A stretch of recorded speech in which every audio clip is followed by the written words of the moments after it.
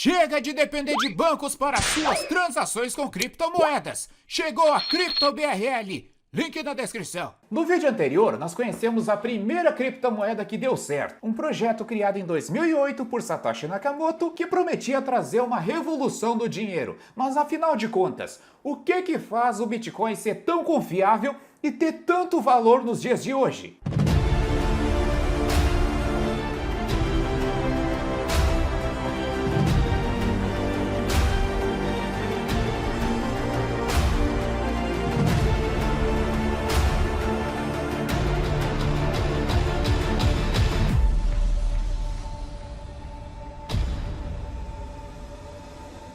Bem-vindos ao terceiro vídeo gratuito do nosso curso Bitcoin do Zero. Hoje nós vamos trazer aqui um assunto muito bacana, que é a blockchain. Vamos tentar simplificar essa tecnologia para que você venha entender de uma vez por todas. Se você perdeu os outros vídeos, na descrição desse vídeo aqui vai ter a playlist completa para você assistir desde o primeiro. Então nós vimos que o nosso dinheiro evoluiu do escambo ao dinheiro digital. E hoje em dia nós estamos utilizando cada vez menos o dinheiro físico, aquele dinheirinho de papel. Mas mesmo sendo digital, o nosso dinheiro atual, nós ainda passamos por um problema de falta de confiança em cada transação que nós realizamos. O Bitcoin surgiu com uma proposta de resolver esse problema. E como que isso acontece? Como que algo invisível tem tanto valor? E também como que nós vamos confiar em uma invenção de um anônimo de internet? Ao criar o Bitcoin, Satoshi Nakamoto não tinha ideia de que ele se tornaria o que é hoje. É claro que aparentemente ele era um visionário, uma pessoa que acreditava fortemente ter encontrado uma solução aí para esse problema de falta de confiança no nosso dinheiro. Porque essa era uma das preocupações dos cypherpunks da época, que davam um grande valor à privacidade. Mas o que faz o Bitcoin ser tão confiável hoje é a rede por trás dele, a tecnologia que nós chamamos de blockchain. A tecnologia blockchain nada mais é que um livro-razão público ou livro contábil, que faz o registro de uma transação de criptomoeda. A mais popular delas é o Bitcoin, de forma que esse registro seja confiável e imutável. Cada criptomoeda possui a sua própria rede, ou seja, a sua própria blockchain, com exceção de alguns tokens. Não sabe o que é token? Não se preocupe, porque nós vamos ver esse assunto nos próximos vídeos. No geral, as blockchains são transparentes, com exceção de alguns projetos focados aí na privacidade. Mas na maioria das criptomoedas, ela funciona com transparência e imutabilidade. O que é imutabilidade? A blockchain, ela é imutável. Nada do que é colocado, do que é registrado lá, nada pode ser adicionado, acrescentado ou até mesmo retirado. As informações, uma vez colocadas na blockchain, elas não podem ser alteradas. A blockchain registra informações como a quantia de bitcoins transacionadas, quem enviou, quem recebeu, quando essa transação foi feita, em qual lugar do livro ela está registrada. Isso mostra que a transparência é uma das principais qualidades da blockchain.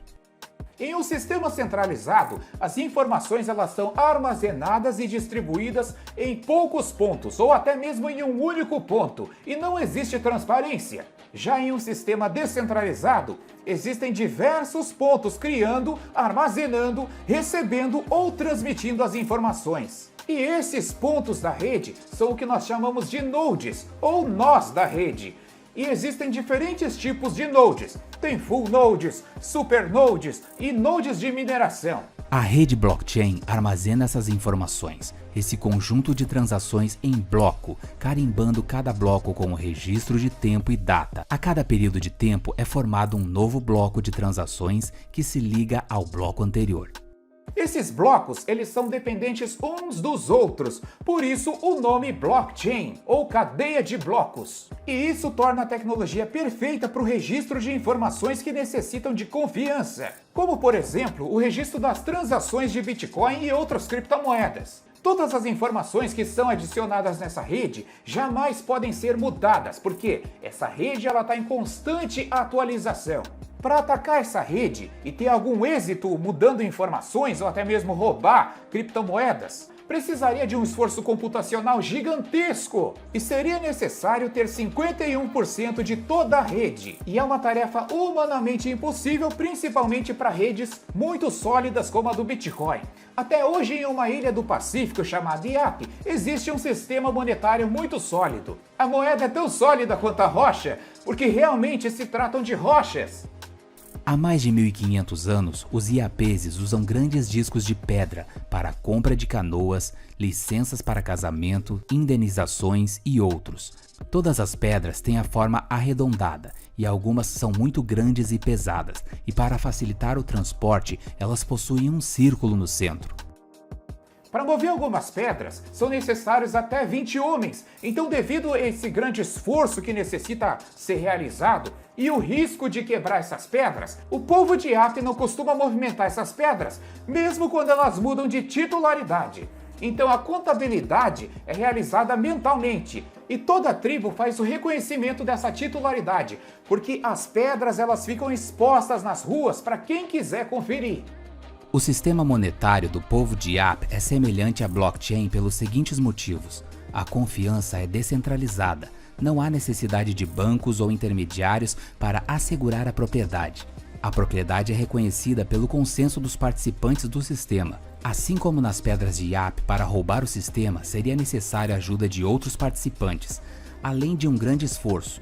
Como em IAP são necessários até 21 homens para mover uma pedra, na blockchain haveria necessidade da participação de mais da metade dos usuários para realizar qualquer tipo de fraude. A transparência do sistema é a segurança. As pedras de IAP ficam expostas nas ruas igual aos ativos de uma blockchain, que podem e devem estar dispostos para todos os participantes da rede.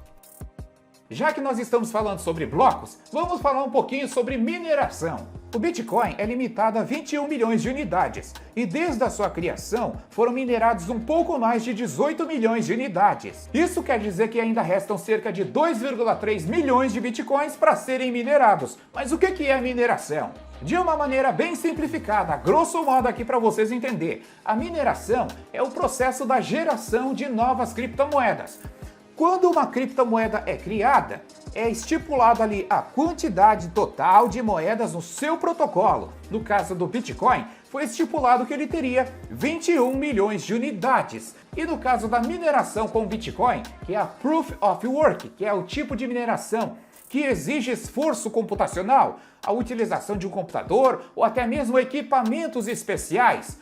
Nesse tipo de mineração, os mineradores eles competem entre si para ver quem consegue desbloquear esses blocos e conseguir ganhar as recompensas. E nessa tarefa está inclusa a verificação das transações que são realizadas. Então, quando eu envio Bitcoin para outra pessoa, é necessário que um minerador verifique essa transação e essa transação seja transmitida para todos os nós da rede. Então todos os nós da rede recebem essa informação, que o Voepa mandou um Bitcoin lá para o seu epitáfio. E essa transação fica registrada para sempre na blockchain e não pode ser modificada. Os dois métodos de mineração mais utilizados é o Proof of Work, que é esse método que eu falei para vocês, que é utilizando equipamentos, que é o método que é minerado aí a criptomoeda Ethereum, a criptomoeda Bitcoin, e tem algumas outras criptomoedas que ainda utilizam aí o Proof of Work. Nesse método de mineração do Proof of Work, você necessita de equipamentos,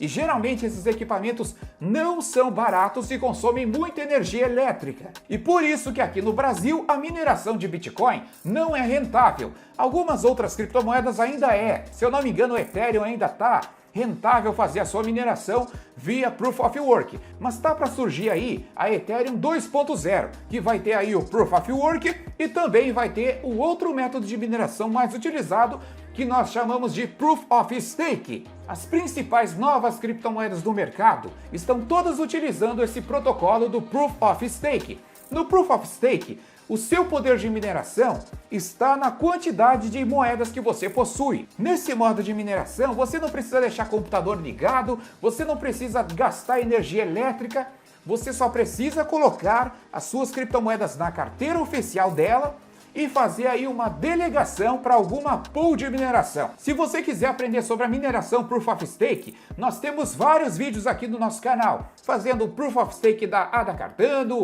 da Zilliqa, tem várias outras criptomoedas, onde eu ensino passo a passo de como você deve fazer o stake. Agora, dando a minha opinião sincera aqui para vocês, eu não gosto da mineração Proof of Work. Eu acredito que esse método de mineração, ele causa de certa forma uma centralização, porque apenas um pequeno grupo ou pessoas que possuem dinheiro conseguem fazer a mineração dessas criptomoedas. Já no Proof of Stake, qualquer pessoa com uma pequena quantidade de criptomoeda já pode se tornar um nó dessa rede, como no caso do projeto Cardano, onde a pessoa que baixar a carteira da Daedalus já se torna um nó dessa rede, e isso ajuda muito na descentralização do projeto. Agora deixa eu falar para vocês a respeito do lastro do Bitcoin. Tem muitas pessoas que dizem que o Bitcoin não possui lastro.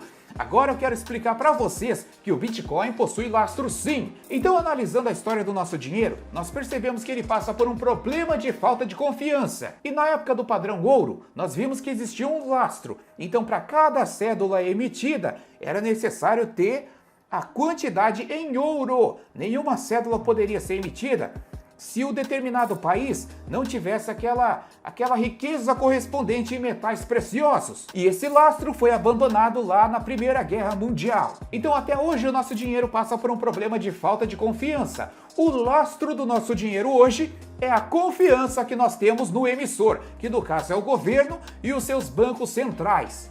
E nós podemos perceber, olhando para países como a Venezuela, o que um governo é capaz de fazer com o seu dinheiro? O que um governo é capaz de fazer com a sua confiança? Então, meus amigos, eu digo para vocês que o Bitcoin tem lastro sim. E o seu lastro é a sua tecnologia, que traz de volta a confiança que nós perdemos na moeda estatal. Mas nós podemos utilizar a blockchain para outras finalidades, além do registro de transações financeiras com criptomoedas. É o que nós vamos ver no próximo vídeo.